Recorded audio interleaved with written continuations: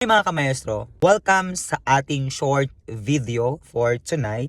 And bago mo panoorin itong video ito ay siguraduhin ikaw ay naka-like, share, naka-subscribe sa aking social media account, Maestro Quijano. And tapusin mo itong video ito dahil baka ito na yung way mo para maunawaan mo ang ating topic. Malay mo, ito na yung time para pasukin mo yung negosyo ito dahil alam ko ikaw nahihirapan na sa buhay, alam ko ikaw sawa na sa pagiging empleyado, at alam ko din na hindi sapat ang sahod mo sa trabaho mo. Kailangan is mabago na natin yung ating mindset para nang sa gayon ay mabago din yung ating status sa buhay. So, alam naman natin na napakahirap ng buhay. Yung sipag natin, kailangan natin palang ilagay sa tama. So, by the way, let's talk about business. And specifically, this business is what we called multi-level marketing. And ito yung talagang masasabi natin na napakalaking tulong sa pag-unlad ng ating sarili, ng ating buhay, matupad ang ating mga pangarap. And dito ko nakita yung malaking chance na mabago yung ating status sa buhay. So, let's talk about multi-level marketing. Sabi ko nga sa previous video ko is not 100% of members sa multi-level marketing ay yumayaman. So, napakaliit na porsyento lang ang yumayaman talaga doon. But, the best thing na gagawin natin if you join in multi-level marketing specifically kapag ito ay nasa herbal or organic or something about my products sila, ito ang kailangan nating gawin. There are 3 steps na gagawin natin para mas malaman natin yung negosyo. First, be the product of your own product. What does it mean? Gumamit ka ng produkto mo muna. Ikaw mismo ang magpatunay sa sarili mo na maganda yung produkto. Kapag nagustuhan mo, madali na lang siyang i-offer, right? So madali na lang siyang i-chismis, i-chika, and i-share sa mga kakilala natin, kaibigan natin, neighborhoods, or kung sino pa man sila. Kapag nagustuhan natin yung product and talaga nakita natin yung effectiveness, ite-testify natin na our product is good enough para ma-convince natin yung ating client, maging user ka muna. The ethical standard of being networker or sharer of multi-level marketing is kailangan maging pure yung intention mo sa kliyente mo, na typically na i-hype mo sila, na sasabihin mo may pagyaman agad. It's unethical, no? Be the product of your own product.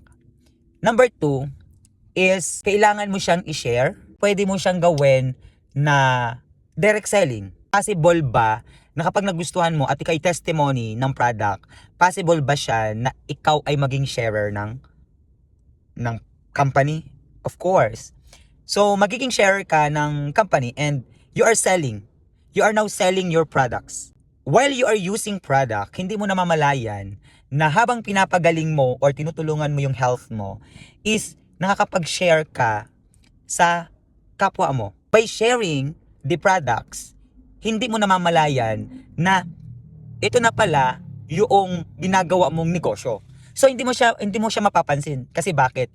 Dahil gamit ka ng products, and then nakakwento mo sa neighborhood mo, sa friends mo na maganda si products, nakakapag-sell ka Ibig sabihin, nakakabenta ka. And kapag ikaw ay nakabenta, hindi ka ba may inganyo na magbenta ng magbenta?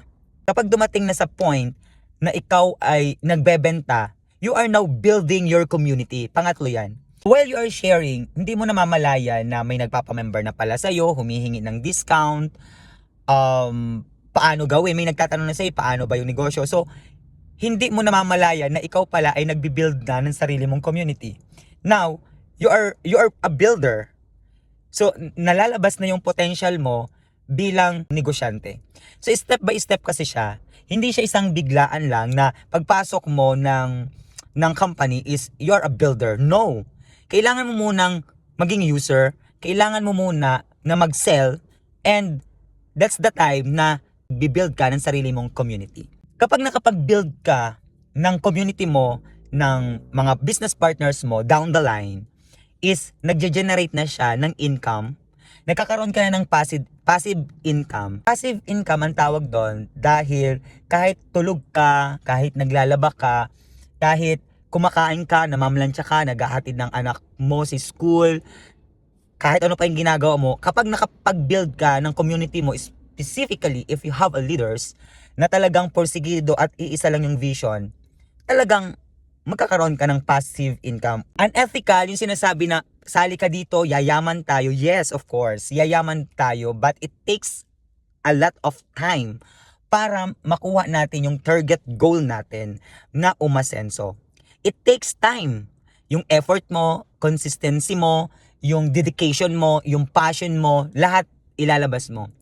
And then, isa sa mga kailangan mo na makuha sa multi-level marketing is you need to understand the business. Kasi iba yung knowledge, iba yung alam mo sa understanding. Knowledge is different from understanding.